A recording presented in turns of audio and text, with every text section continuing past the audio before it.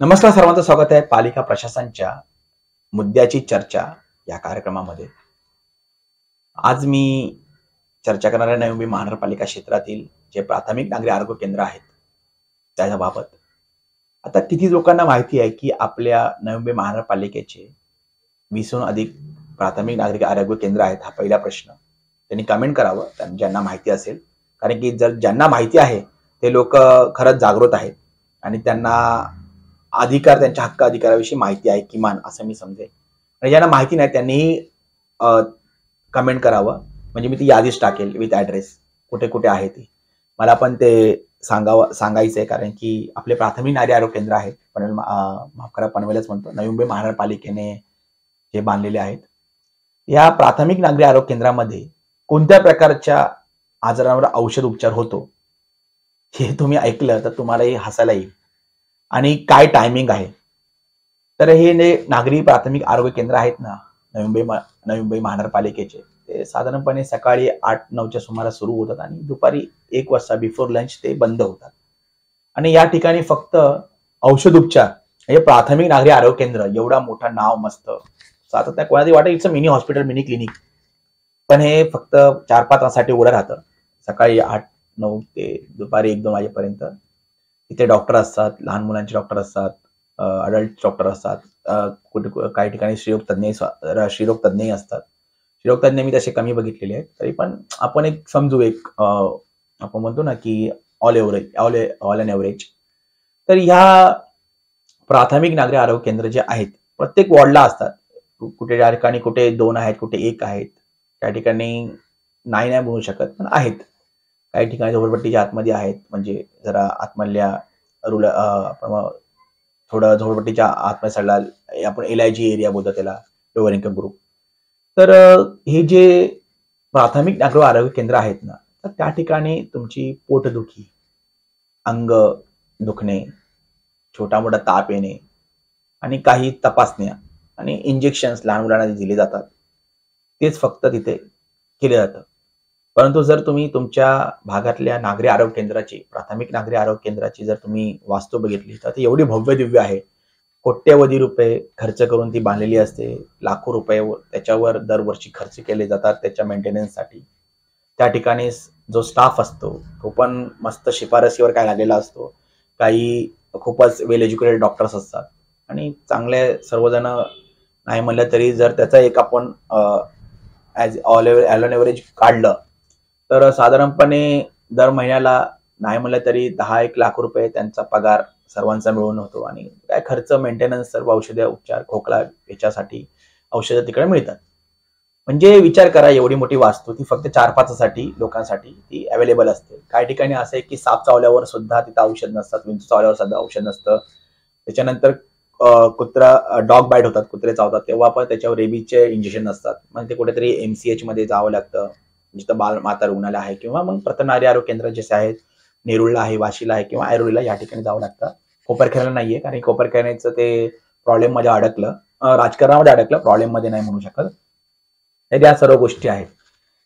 तर आमची अशी एक इच्छा आहे नवी मुंबईकरांची की हे जे प्राथमिक नागरी आरोग्य केंद्र आहेत, ज्या ठिकाणी 2 ते 3 ह्याच्यामध्ये शिफ्टमध्ये सिक्युरिटी गार्ड असतात आणि आपल्याकडे स्टाफ नसेल तर स्टाफ भरून जर हे 24 तास उघडं ठेवलं एका प्रॉपर OPD सारखं, तर उत्तम राहील. कारण की खूप वर्षांपासून माझी मागणी आहे. माझ्याकडे अगोदर एक इंडिका गाडी होती व्हाईट कलरची, तर त्या इंडिका गाडीवर मी 4 दरवाजावर एक मागणी बॅनर स्वरूपामध्ये लावलेली. याच्यामध्ये ही पण माझी मागणी होती, कारण की काय लोकांना सांगावं लागतं, लोकांमध्ये जनजागृती करावी लागते.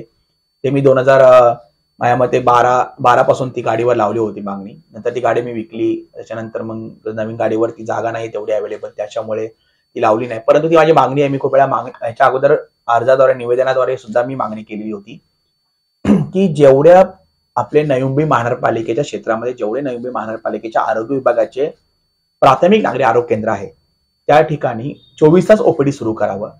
कारण काय की आजच्या तारखेला कोणालाही कोणतेही आजार उद्भवतो, म्हणजे कोणाला अटॅक होतो, कोणाचं अंग गरम व्हायला लागतं, तर तो काय करतो, जवळच्या खाजगी हॉस्पिटलमध्ये जातो आणि ऍडमिट करतो. आता खाजगी हॉस्पिटल कोणतेही असू दे, म्हणजे ते ट्रस्टच्या नावाने जमीन घेऊन ते बांधलेलं असू दे, किंवा ते टेंडर प्लॉट घेऊन बांधलेला असू दे, त्या कोणत्याही हॉस्पिटलमध्ये आहे ना, पहिले सांगतात की तुम्ही 50,000 ते 1,00,000 रुपये डिपॉझिट करा. त्याच्यानंतर आम्ही तुमच्या पेशंटवर म्हणजे पेशंट म्हणजे रुग्णावर आम्ही उपचार करायला सुरुवात करू. आता मला सांगा, नवी मुंबईतील किती लोकांकडे त्या क्षणाला 50,000 ते 1,00,000 रुपये त्यांच्याकडे अवेलेबल असतात म्हणून? खरं सांगा. म्हणजे ज्यांच्याकडे गाडी घोडे आहे त्यांना पण हा प्रश्न आहे. ज्यांच्याकडे सायकल आहे, ज्यांच्याकडे सायकलही नाहीये, ते लोक आपले साधारण बसमध्ये प्रवास करतात, त्यांच्यासाठी पण माझा प्रश्न आहे. म्हणजे lower income group, MIG, higher MIG, HIG, हे म्हणजे सर्व लोकांना माझा प्रश्न आहे. नवी मुंबईतल्या किती लोकांकडे 50,000 ते 1,00,000 रुपये त्यांच्या खिशामध्ये असतात? म्हणजे एकदम खूप एव्हरेज पकडलंय. एका ट्रस्टच्या जमिनीवर ट्रस्टच्या नावाखाली सिडकोकडून कवडीमोल भावाने जमीन घेऊन त्याच्यावर जे हॉस्पिटल बांधले, आणि त्या हॉस्पिटल विषयी मी बोलतोय फक्त. मी कोणत्याही प्रायव्हेटच्या टेंडरच्या हॉस्पिटल विषयी तरी अजून बोलत नाही, कारण की टेंडर घेऊन जे प्लॉट घेतलेले असतात कोणत्या संस्थेने आणि त्यांनी जे हॉस्पिटल बांधलेलं असतं तर सरळ 1,00,000 ते 2,00,000 रुपये भरा सांगतात. आणि त्याच्यानंतर सुद्धा तिथं उपचाराचा जो खर्च आहे ना, तो किती जणांना परवडणार आहे? कोणाला अटॅक आला, कोणाला अंग गरम व्हायला, कोणत्या मुलाचा हात कापला, पडला मुलगा, लहान पोरगा, तर मला सांगा त्यावेळेस जे पालक आहे, जे नातेवाईक आहेत ना, की त्या मित्र परिवार आहे, कोणाचा ऍक्सिडेंट झाला, तर ते हे पाहत नाही की त्या मुलाचा किंवा त्याचा पैसा बघत नाही. ते फक्त त्याला उपचार मिळून तो माणूस वाचला पाहिजे, गंभीर दुखापत झाली असेल त्याचा ती वेदना कमी व्हायला पाहिजे, ह्या सर्व गोष्टी पाहिल्या जातात.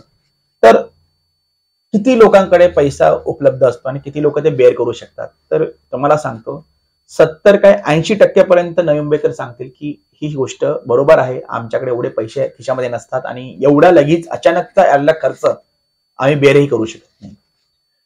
तर मला सांगा, जर अशा गोल्डन आवर आपण बोलतो, कोणतीही गोष्ट कोणतीही घटना झाली तर त्यावेळेला एक गोल्डन आवर बोलतो की पहिल्या 1 तासामध्ये जे काही उपचार उपलब्ध होतो, उपचार मिळतो त्या रुग्णाला, तर त्याच्यामुळे 90% पर्यंत प्राण जाण्याचे किंवा वेदना कमी होण्याची शक्यता कमी होते, म्हणजे कोमी होण्याची शक्यता असते. तर त्याला पहिल्या 1 तासामध्ये त्याला जर प्रॉपर त्याला उपचार भेटला तर हे जे आपले प्राथमिक आरोग्य केंद्र आहेत ना, तर त्या ठिकाणी जर 24 तास OPD सुरू केली, 5 खाटांचं जर तुम्ही आयोजन केलं आणि इथं 2 डॉक्टर तुम्ही ठेवले कायमस्वरूपी, म्हणजे 24 तासामध्ये 2 डॉक्टर कायम अवेलेबल असेल, स्टाफ तर 8 तासाचा असतो आणि स्टाफ पण ठेवायला पाहिजे, आणि सर्व काही ज्या इक्विपमेंट्स आहेत त्या गरजेच्या ज्या OPD मध्ये त्या ठेवल्या, तर तुम्हाला सांगतो 95% नवी मुंबईकरांना कर्ज घ्यावं लागणार नाही आपल्या नातेवाईकांच्या किंवा आपल्या पाल्याच्या, आपल्या आई वडिलांच्या, भावाच्या, बहिणीच्या उपचारासाठी. तुम्हाला सांगतो, आजच्या तारखेला नवी मुंबईमध्ये खूप लोक मला भेटतात, खूप लोक सांगतात, साहेब आम्ही तर एकतर आमच्या म्हणजे गरीब परिवारातील लोक सांगतात, साहेब आम्ही मरायला सोडून दिलं, नाही आमच्याकडे पैसे होते, आम्ही उपचार करू शकलो नव्हतो, त्यामुळे आम्ही डॉक्टरांनी आम्हाला सांगितले एवढे पैसे भरा तर आम्ही उपचार करू, आमच्याकडे पैसे नव्हते, आम्ही हातपाय जोडले, पण डॉक्टरांनी ऐकलं नाही, हॉस्पिटलने ऐकलं नाही, मॅनेजमेंटने ऐकलं नाही, आणि आम्ही आमचे म्हणजे जगणारा होता जो व्यक्ती आमच्या घरातला, त्याचा आम्ही मृतदेह म्हणजे मेलेल्या मृत अवस्थेत म्हणजे जिवंत येऊन गेलेल्या व्यक्तीला फक्त पैसे नसल्यामुळे त्याला उपचार भेटला नाही वेळेमध्ये त्या हॉस्पिटलमध्ये, खाजगी हॉस्पिटलमध्ये, तर त्याचा आम्ही बॉडी घेऊन आलो, लिटरली मृतदेह घेऊन आलो, त्याच्यावर अंत्यसंस्कार केला. तर काही लोक बोलतात की आमच्याकडे पैसे होते म्हणून आम्ही आमच्या मुलाला घरीच ठेवलं, घरीच उपचार, छोट्या मोठ्या आजूबाजूचे जे म्हणतात ना की होमोथेरपी ते करून, किंवा त्या गोष्टी होम थेरपी आपण बोलतो, किंवा याच्यानंतर कोणत्या डुप्लिकेट डॉक्टरकडे असतात जे 50 रुपये 100 रुपयामध्ये गोळ्या औषध येतात, ॲलोपॅथीची प्रॅक्टिस करतात, तर ॲलोपॅथीवाले असतात ते त्यांच्याकडे गेलो आणि आम्ही छोट्या मोठ्या औषध घेतल्या, आम्हाला वाटलं स्वस्त, आणि आम्ही आमच्या बाळ म्हणजे वारला. असं खूप साऱ्या गोष्टी तुम्ही गेल्या वर्षभरातल्या जर पेपर वाचल्या नवी मुंबईच्या पुरवण्या विविध वृत्तपत्रांच्या, तर तुम्हाला त्या गोष्टी कळतीलच. तर पत्रकार म्हणून पण आम्ही खूप ठिकाणी जातो, आणि काय होतं की एकदम तो बाळ वारतो किंवा मरतो किंवा मृत होतो, तो व्यक्ती मृत होतो, त्याच्यानंतर ते लोक पण जास्त म्हणजे फाईट करत नाही. पण जेव्हा आपल्या घराला कोणतरी जातं ना, तेव्हाच ही गोष्ट प्रत्येक नवी मुंबईकरांना माहिती पडणार आहे का, असं पण आमचा एक सवाल आहे. तर प्रत्येक नवी मुंबईकरांनी एक मागणी करावी नवी मुंबई महानगरपालिकेकडे, मग तुम्ही स्वतः करा, तुम्ही तुमच्या चाहत्या असणाऱ्या राजकीय पक्षाच्या माध्यमातून करा, त्या नेत्याच्या माध्यमातून करा, नेते मंडळी तर करणार नाही. कधी कधी असं वाटतं, कारण की नेते मंडळी कधीच, किंवा नेते मंडळी जे आहेत आपल्या नवी मुंबईतले प्रत्येक राजकीय पक्षाचे, मी कोणत्याही नेते मंडळीला अजूनपर्यंत तरी त्यांच्या घरातल्या कुटुंबीय सदस्यांना किंवा त्यांना स्वतःना नवी मुंबई महानगरपालिकेच्या प्राथमिक नागरी आरोग्य केंद्रामध्ये किंवा कोणत्या हॉस्पिटलमध्ये उपचार घेताना पाहिलं नाही. ते तुम्हाला पाठवतील का, कारण की त्यांना माहिती आहे की जर आम्ही यांना म्हणजे त्यांच्याकडे मदत मागायला येतात, ऑब्व्हियसली आपल्या भागातील जे काही नगरसेवक आहेत किंवा आमदार आहेत, खासदार आहेत, त्यांना आपण कॉल करतो किंवा त्या संबंधित राजकीय पक्षाच्या पदाधिकाऱ्यांना कॉल करतो मदतीसाठी. तर त्यांना अशी भीती असते की बाबा ह्याला जर मी प्रायव्हेटमध्ये पाठवलं किंवा रेफर केलं तर उद्या मला पण काहीतरी पैसे ह्याला द्यावे लागतील, आर्थिक त्याला मदत करावी लागेल. त्याच्यामुळे तो टाळतो आणि म्हणतो महानगरपालिकेमध्ये जावा. स्वतः तर काही जाणार नाही महानगरपालिकेमध्ये. तुम्ही आमदारांचं बघा, आपल्या खासदारांचं बघा, कधी पण हे लोक एकदम प्रायव्हेट हॉस्पिटलमध्ये आपला उपचार घेतात, त्यांची कुटुंबीय पण घेतात. ठीक आहे, आता त्यांना म्हणतात ना की शासनात त्यांना सपोर्ट असतो, कव्हरेज असतं, पण हे जे पैसे आहेत ना हे तुमचे माझेच आहेत. टॅक्स मधून त्यांना आपण जे महाराष्ट्र शासनाकडे भरतो किंवा भारत सरकारकडे भरतो ना, तर ह्या टॅक्स मधूनच त्यांना हे सर्व कव्हरेज मिळतं. कारण ते आपली सेवा करतात. आता आपली काय सेवा करतात हे तुम्ही तुमच्या पद्धतीने, तुमच्या नजरेने, दृष्टिकोनातून तुम्ही ठरवा. ते काय मी तुम्हाला सांगणार नाही, कारण की परत आरोप होतील की पत्रकारांची नजर वेगळी असते, त्यांचा बघण्याचा दृष्टिकोन वेगळा असतो. त्यामुळे प्रत्येक नागरिकाने आपापल्या पद्धतीने विचार करावा आणि त्यांनी ठरवावं की कोणता लोकप्रतिनिधी आपल्यासाठी काय करतो, कोणत्या पक्षाचा करतो, आणि मग त्याच्याकडे मदतीचा किंवा विचार करावा. तर मुद्दा असा आहे की ही जी प्रायव्हेटमध्ये नाही घेऊ शकत आपण उपचार, त्याच्यामुळे मग आपल्याला उपचार मध्ये सोडावा लागतो, मग घरी आणावं लागतं, मग तो मृत होतो व्यक्ती, मग किंवा आयुष्यभर एका कोणत्या तरी जखमेने तो आयुष्यभर हँडिकॅप किंवा ती म्हणतो जायबंद होतो. ऍक्सिडेंट झाला असेल तर कोणता, आपण नाही त्याच्यावर उपचार करू शकलो. तर ह्या सर्व गोष्टी होत्या. म्हणजे मी नाव नाही घेऊ इच्छित, तर आपले जे लोकनेते आहेत, ज्यांना लोकनेते म्हणून समुदाय सर्वांना माहिती आहे, मी नाव नाही घेणार, कारण की तो परत ऑब्जेक्शनचा मुद्दा आहे. तेव्हा त्यांनी एकदा बोललेले, म्हणजे त्यांच्या ह्याच्यामध्ये की त्यांच्या मुलाच्या पायाचा, एक मुलगा आहे त्यांच्या मुलाच्या पायाचा प्रॉब्लेम होता, त्यावेळेस जे पैसे नव्हते आणि ते उपचार नव्हते करू शकले. तेव्हा कायची ग्रामपंचायत असेल त्या काळामध्ये, महानगरपालिका तेव्हा झाली नव्हती, तेव्हा त्यांनी सांगितलं होतं की असं दुःख त्यांनी व्यक्त केलं. थोडक्यामध्ये एक बापाचं आपल्या मुलाविषयीचं दुःख त्यांनी व्यक्त केलं होतं की माझ्याकडे तेव्हा पैसे नव्हते, तेव्हा मी माझ्या मुलाच्या पायाच्या आजारावर मी उपचार करू शकलो नाही. म्हणजे विचार करा, आज ते लोकनेते बनले, पण तेव्हा जे कुठे नेते होते, पदाधिकारी होते, त्यावेळेस त्यांनाही ह्या अग्निदिव्यातून जावं लागलं होतं. तर सामान्य माणसाची काय अवस्था असेल. तर आमची एकच मागणी आहे नवी मुंबई महानगरपालिकेला, नागरिकांनी करावी. त्यांनी त्यांच्या, असं मी जर सांगितलं, त्यांच्या राजकीय पक्षाच्या पदाधिकाऱ्यांच्या माध्यमातून करावी, पदाधिकाऱ्यांनी करावी की जे काही प्राथमिक नागरी आरोग्य केंद्र आहेत नवी मुंबई महानगरपालिकेमध्ये, जे 20च्या वरती आहेत, तर त्या ठिकाणी 24 तास ओपीडी सुरू करावेत. तिथे जे काही ओपीडी साठी जे सामग्री लागते, कारण की नवी मुंबई महानगरपालिका खूप म्हणजे खूप श्रीमंत आहे. ते कितीही म्हणतील की आमच्या भीक लागली आहे, हे खोटं आहे, ताज्ञान खोटं आहे. खूप श्रीमंत आहे, तुम्हाला माहिती असेल, प्रत्येक नागरिकाला माहिती आहे. नवी मुंबई महानगरपालिका खूपच म्हणजे खूप श्रीमंत आहे, की म्हणजे एक राज्य बोलू शकतो आपण. स्वतःमध्ये एक स्वतः राज्य आहे, एक स्वतःमध्ये विधानसभा आहे नवी मुंबई महानगरपालिका. तर नवी मुंबई महानगरपालिका उद्याला राज्य शासनाने किंवा केंद्र शासनाने जरी निधी दिला नाही, तरी नवी मुंबई महानगरपालिकेकडे एवढा पैसा आहे की ते खर्च करू शकते, महानगरपालिका चालू शकते. तुम्ही कधी अर्थसंकल्प वाचा, तुम्हाला माहिती पडेलच.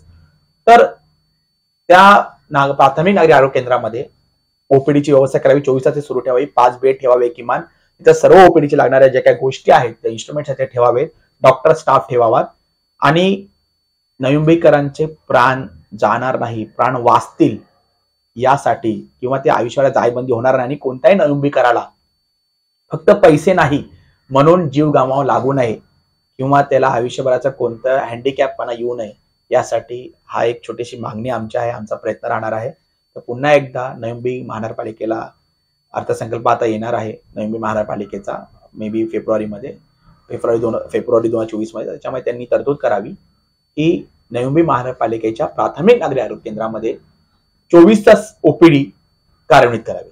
धन्यवाद.